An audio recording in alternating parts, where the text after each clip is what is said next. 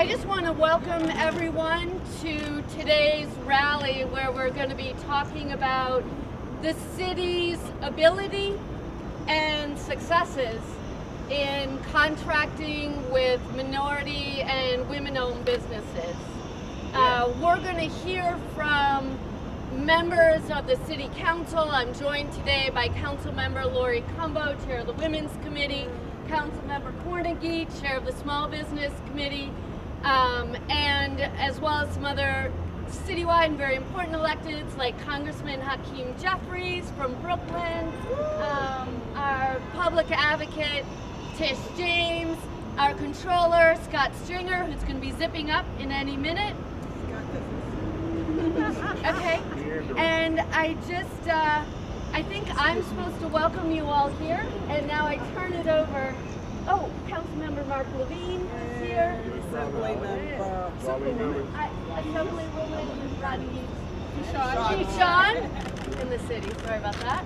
And of course, Council members Elizabeth Crowley, Andy King, Darlene mealy. I say Darlene twice, and everyone else is going to introduce themselves and speak today because they're stunning.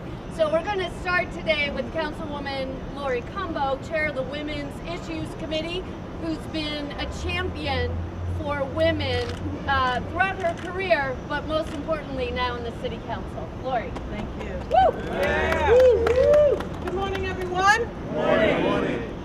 I am so pleased to be here as chair of the Committee on Women's Issues. I am so proud to stand with my colleagues here in government, as well as all of the advocates. As a newly elected council member, my new is wearing off. Yes. But it's one of those things where when you come into office at this stage, you wonder what is going to be the civil rights movement of your time. Where are we going to have that dent, and where are we going to make history? This has got to be one of the single most important issues of our time in the city of New York. Yeah. What we have here is a huge discrepancy of a magnitude that is epic. We have a city that is over 50% of people of color, well above that. And 65% of people of color in the city of New York. But yet, we comprise less than 5% of the contracts with the city of New York. And when you break it down either further, when it comes to our people of color, predominantly Black and Latinos, we are less than 1%. So what we are doing as a city of New York, we are taking taxes from 65% of the people, and we are giving it to the vast majority, almost 95% of that, to white male-owned businesses. This is the state that we are in right now, and you can see the ramifications of that anytime you go into any community of color and you see the disparity. You see those young men that are out on our streets, unemployed, without work. You can see it ultimately in every prison throughout the city and state of New York, where minorities and people of color are behind bars because we have put policies in place that create inequities that affect themselves all across the state. I am honored to be here with our Contracts Chair, Helen Rosenthal, Small Business Chair, Robert Cornegy, and Women's Caucus Co-Chair, Elizabeth Crowley and Darlene mealy. We have been waiting for this hearing for almost 2 years, and so this is something that is very important today. Today, I will be introducing 2 bills. Intro 923 would require the Economic Development Corporation to assess and evaluate whether contractors receiving economic development benefits have fully complied with MWBE requirements and require the Department of Small Business Services to submit a report on EDC's assessment. Intro 981 would create an advisory board to enhance city procurement opportunities for minority and women-owned businesses. But on top of that, it would finally create in the city of New York a point person, a director that would oversee MWBE procurement throughout the city of New York. And even creating a point person and even having an advisory council would not be a step in the right direction. It would only be us facing the right direction. This is an issue of epic proportions, of a magnitude that has not been seen anywhere else in the country. Yeah. And just to talk about that, our intention at this hearing is to establish permanent resources that will better position our city to exceed in MWBE participation goals. And I want to let you know, as a city, and he's here today, we have earned a D+ according to Making the Grade, a report released by Controller Scott Stringer after assessing over 30 mayoral agencies. So we have to clean up home first.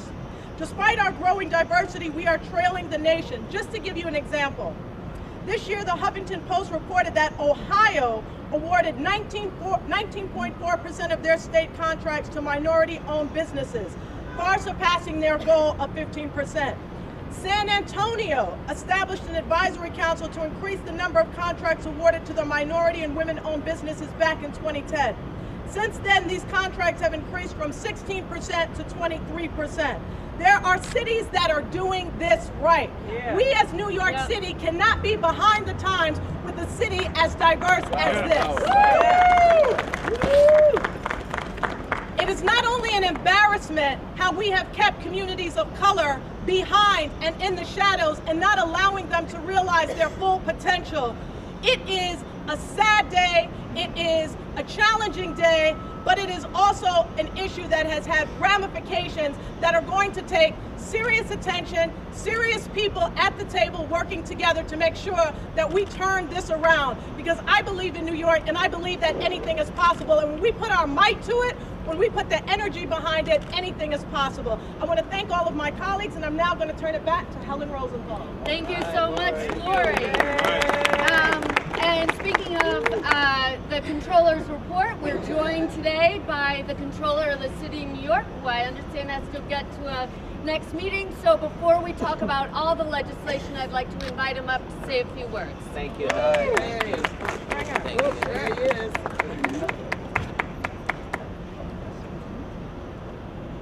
Well, the only request I had today was not to follow A.Cumbo. But I do want to thank, so true, to Helen and to Laurie and to our public advocate, and of course the amazing Bertha Lewis. I want to thank you for bringing us all together to have a very important hearing and conversation about the underrepresentation of minority and women-owned business enterprises in our city procurement budget. Quite frankly, this is a disgrace, because in New York City, diversity is not just a buzzword, it's a fundamental principle of economic development. Right. And growing the pie for MWBE firms is good business for our city. Right. It will increase competition in procurement, drive down costs for taxpayers, and act as a central tool in our battle against income inequality. But folks, we have a long way to go. Last year, New York City spent nearly $14 billion a year buying goods and services. We hired law firms, accounting firms. We bought paper clips and paper. But a mere 5.3% of those contracts went to MWBEs, women and minority-owned businesses. Think about this, 5.3%. Now, we have been focused on this since day one.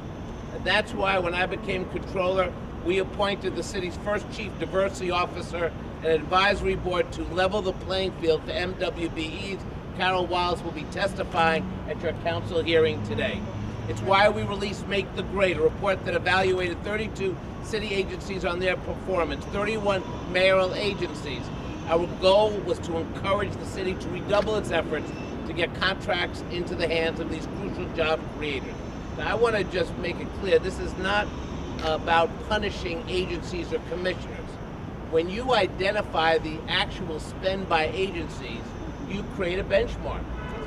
This is not about playing gotcha. You actually can say, look, you have to do better in this category of MWBs as opposed to that category, and it makes everybody do a better job.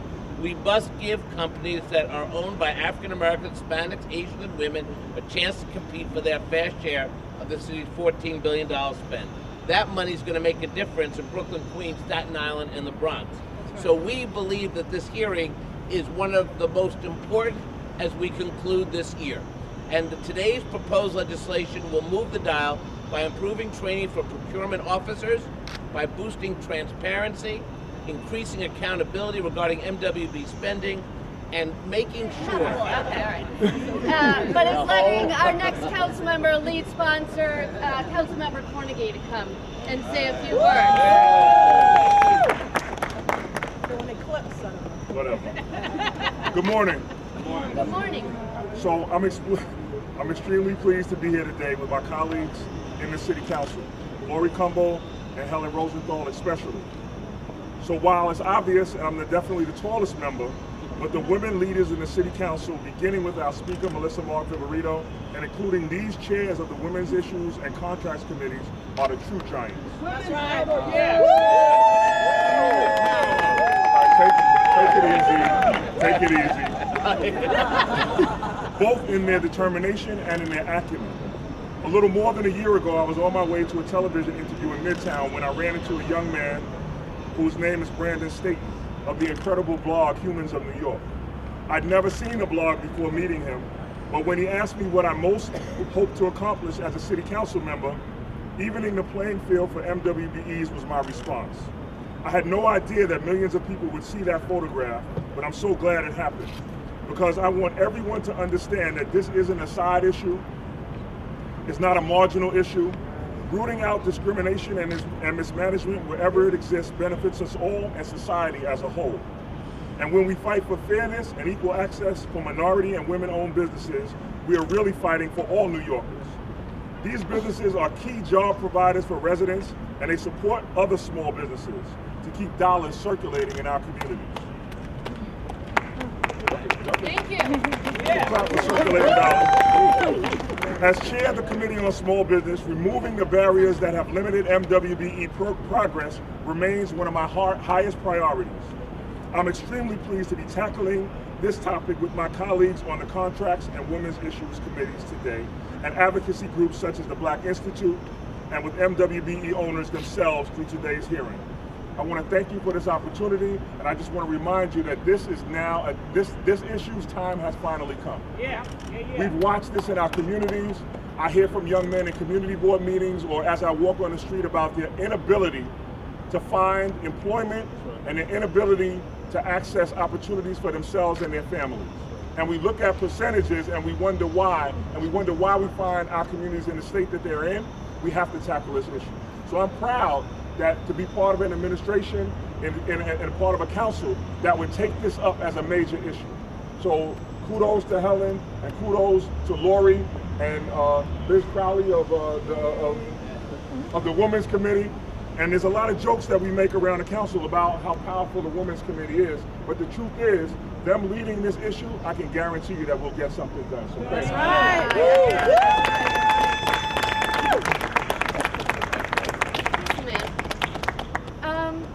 You know, I was listening to Councilmember Cornegy speak, and I was reminded that it's important to acknowledge how powerful it is that we have so many minority and women-owned businesses, and how important it is that we have more, that we infuse CUNY with the right education programs to get to lift our population, our 67% of the population into the economic model. So that's one limb tied behind someone's back, right, in trying to engage. But a second limb that's tied behind their back is the state general municipal law, which requires the city to go with the lowest bidder awardee, lowest responsible bidder. And let's just be clear, who's the lowest responsible bidder? I think Scott said it so well. Pale, male, stale. I don't think he said snail. All right. And that's fundamentally, and that's fundamentally the problem. Thank you. Our limbs are tied by the state. We have to overturn the state's general municipal law and free New York City to contract with the most responsible local bidder who's going to bring money back into their neighborhood's economy. Next, I want to introduce our brilliant public advocate, Tish. All right.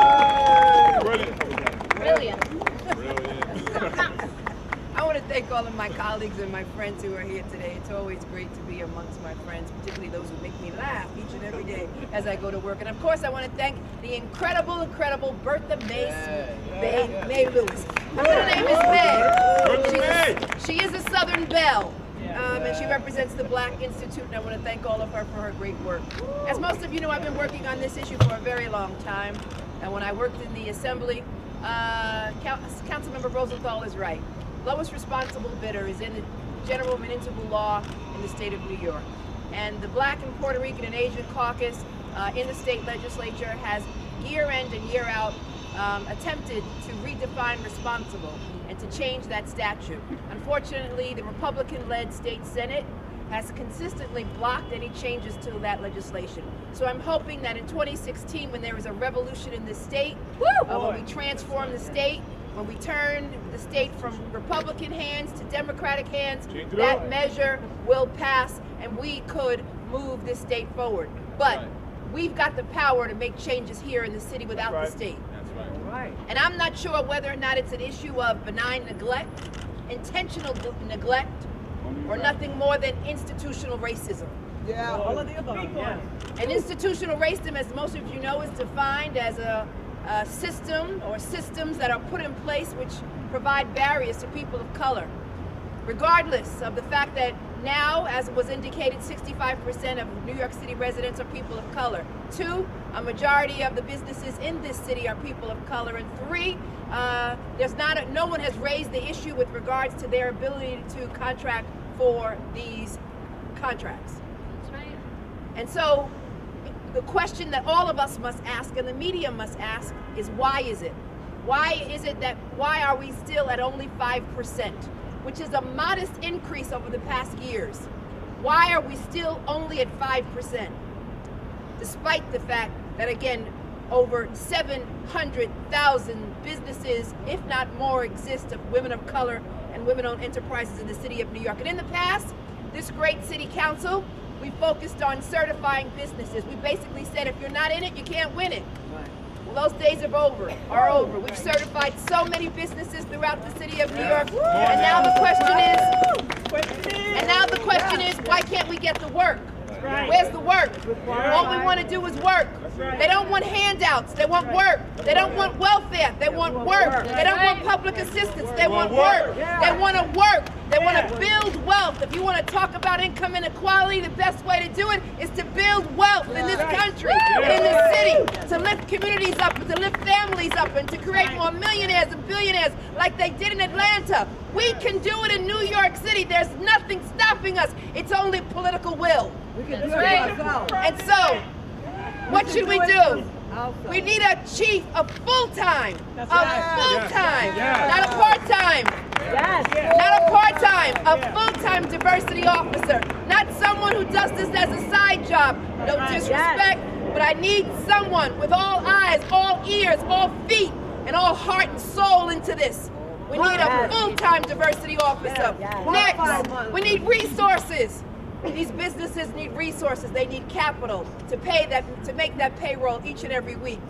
They also need technical assistance. We need smaller bids. We really need capital and revolving loans.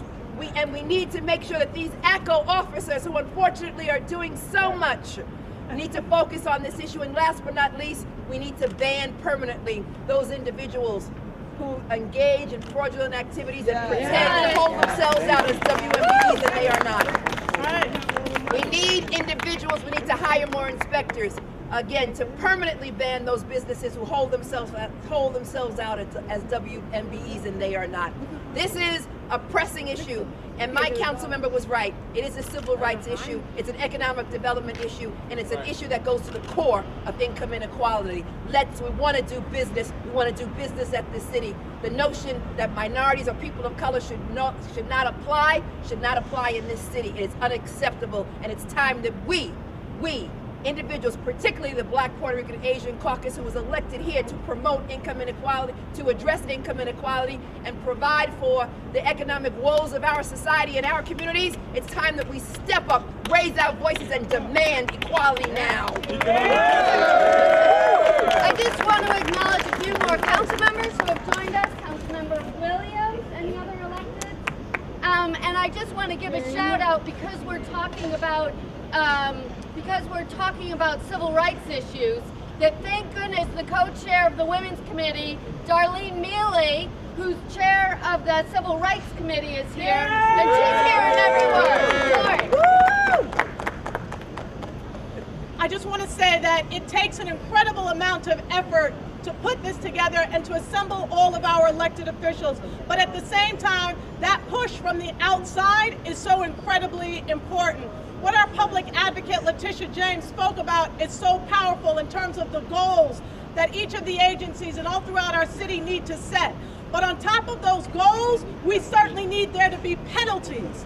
Penalties when those MWBE goals are not met. And someone who is working so diligently on these issues, the president of the Black Institute, who has been forging ahead, who has been pushing forward, who continues to shine a light on these particular issues. And I just want to say, we were at a Black Institute event, and one of the contractors there, who was very passionate, but said when he looked at how can we change this MWBE situation, how can we turn this around in terms of procurement, in terms of capital, in terms of bonding, in terms of getting paid on time, all of the issues, he said it felt like a case of David and Goliath. And he said, as David and Goliath, he said the only thing that he could think of as David is that he needs a rock. And he said that rock is Bertha Lewis. Ladies and gentlemen, give it up for our rock in the city of New York, Bertha Lewis.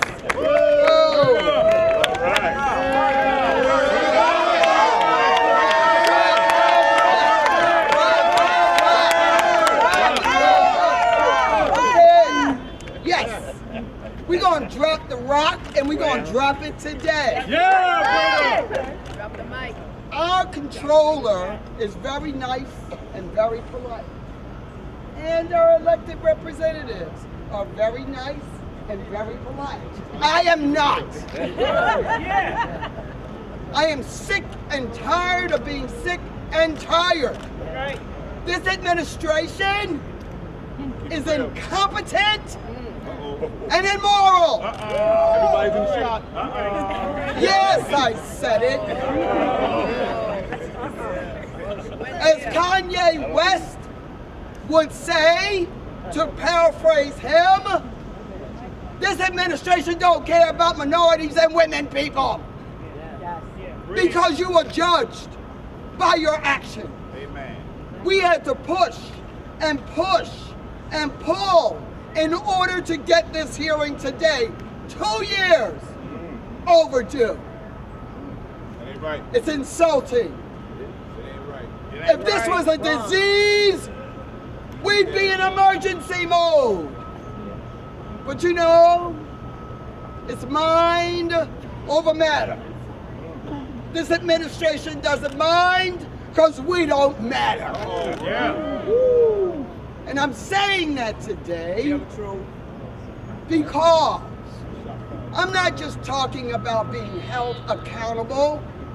I'm talking about real punishment. Any law has got to have some teeth. And what we are doing today, thanks to the women in this council. Thanks to the Black, Latino, and Asian caucus in this council. We are finally getting a hearing. And what we want to say to this administration is, can you hear us now? Yes. Because we're not leaving. We are not going to quit. I am happy to have one of our congressional representatives here. Because this message isn't just for Bill de Blasio. This message is for Andrew Cuomo. All right. All right?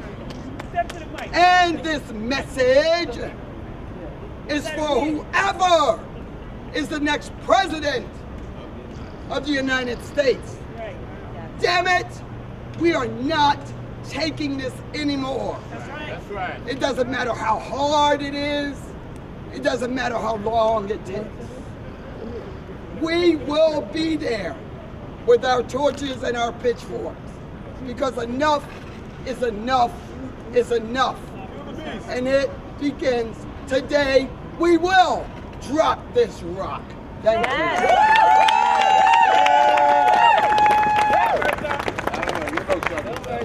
Yeah, she knows Southern Belle. That wasn't the South, that was the Brooklyn South. Southern Belle. We love her. We love her. Talking truth to power. Next, I want to bring up the other co-chair of the Women's Caucus, Elizabeth Crowley, who's been a champion on this issue for years. Superwoman! Good afternoon. Good afternoon. I'm proud to be here today as the co-chair, along with my colleague Darlene Mealy, co-chair of the Women's Caucus. Yeah, we're here together and we stand together to fight income inequality and to demand fairness and opportunity for women and minority-owned businesses. In the city of New York, over 37% of businesses that are registered to do business with the city are minority or women-owned. Yet only 4 or 5% of the contracts go to these businesses. We're here to say that 4 or 5% just is not good enough, right? That's right. With our leader, Bertha Lewis, and my colleagues in the City Council, Council Member Darlene Mealy, Council Member Laurie A.Cumbo, Council Member Helen Rosenthal, Council Member Robert Cornegy, we are demanding that this package of legislation be passed. The bill that I'm introducing today is about transparency and accountability. It would require MWBE utilization plans to be posted on the Small Businesses Services website. It would disclose city agencies' participation goals for MWBEs, list the names and titles of agency personnel responsible for implementation of the plans, as well as the description of the proposed methods and activities to achieve the participation goals. The time to act is now. We must demand this legislation be passed, and we must demand that this administration prioritizes women and minority-owned businesses.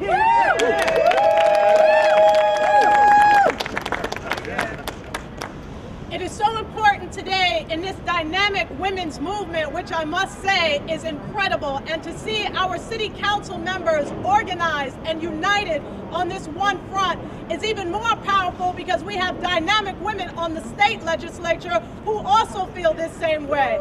And I'm so proud in the borough of Brooklyn to have Rodneyse Bichotte, who is the chair on the subcommittee of MWBEs, who is taking this message on the statewide level, and then we're going to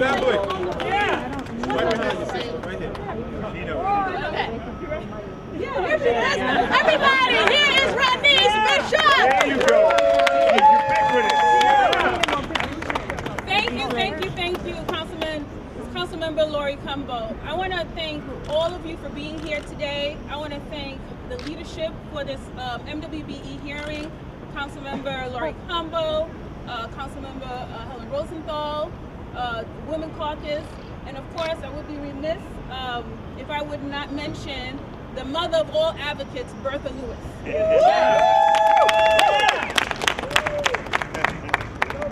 My name is Rodneyse Bichotte. I had given the opportunity to lead the MWBE subcommittee of the State of New York Assembly. All right. This year has been a phenomenal year. We in the Assembly has been pushing MWBE legislation with over 50 legislation introduced. We have passed about 10 of these legislation on the Assembly and on the Senate side. But we still have a problem. We're still getting pushback from the Senate Republicans. We're still getting pushback from government on what kind of legislation we should be writing. We currently have a legislation, 8044, along with the Senate legislation, 5924A, which does talk about the best value issue. It talks about MWBE should be considered for best value because they do bring value into our communities. It talks about raising the discretionary fund from 100,000 to 200,000. Why shouldn't New York City be up to par with the state of New York? It makes no sense. Right. Governor Cuomo has pushed out a goal of 30%, 30-cent MWBE goal. Where are we here in the New York City? It is such a fight to change our municipality laws, and we're looking for each and every one of you to partner with us. Last week, I had issued out a letter around our tax abatement. Currently, we are renegotiating 421A tax abatement, which gives developers tax exemptions to build throughout the city of New York. But guess what? During the negotiation between the unions and the developers, no talks about MWBEs. It makes absolutely no sense. So we are pushing to make sure that legislation includes MWBEs, because this will help the economic disparity that has kept us for far so long from getting a piece of the share. We are also pushing any funding that comes from the state of New York should have an MWBE goal attached to all municipalities throughout the state. It is not happening now. Okay, it's not happening now. But again, we're getting pushback. So my sisters and brothers, I thank you for helping make this a serious issue. We, the state legislators, I'm here with Senator Sanders, where we're working very closely together to make sure that we pass that bill that's at hand. We, the Black and Latino caucus in the Assembly, the Women Caucus of the Assembly, the Hispanic Task Force of the Assembly and the state, and the Women of Color Caucus, we are making sure that our voices are heard around economic inclusion. Thank you so much. All right.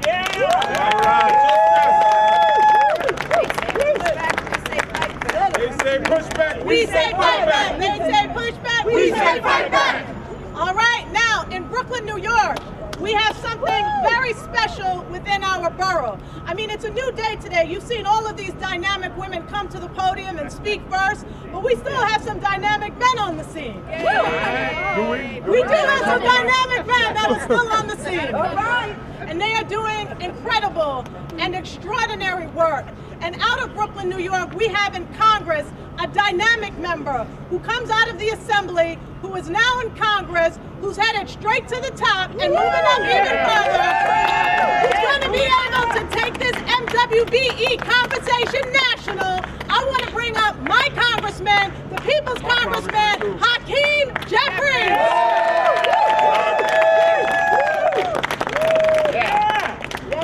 We hope somebody got that introduction on tape. But I'm so thankful for the leadership of Councilwoman A.Cumbo and Councilwoman Rosenthal and Councilman Cornegy, the latter two who I have an opportunity to serve closely with in Brooklyn, as well as all of these distinguished members of the City Council who are here, members of the State Assembly, Senator Sanders, and of course our great public advocate Tish James, and before her, our City Controller, Scott Stringer. Why are all of us gathered on the steps of City Hall? Because this is perhaps the critical issue of the day. That's right. In terms of whether we are really going to be an inclusive city. The type of city that we bill ourselves as throughout the nation.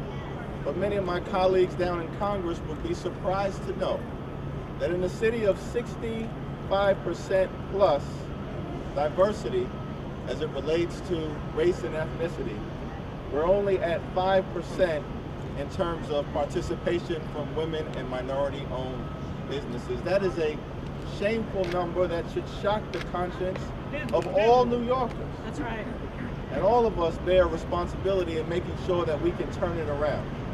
David Dinkins once said that the city of New York was like a gorgeous mosaic. And what he was saying, of course, is that our diversity is our greatest strength. Our racial, socioeconomic, cultural, artistic, ethnic, linguistic, religious diversity is our greatest strength. That diversity is reflected right behind us on the steps of City Hall. That's right. You can see that diversity if you were to take the 5 train a few steps away from where we are right now. Why is that diversity not reflected in the business that the city of New York hands out? That's a shame, and we're here to make sure that we're going to do everything possible to turn the situation around.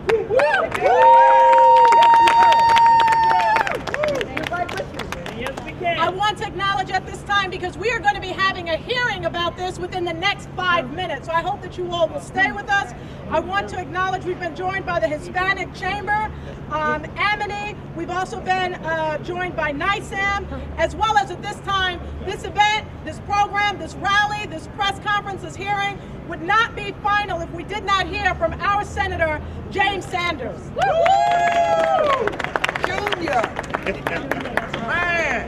If I had time, I would thank everybody, but I don't have time.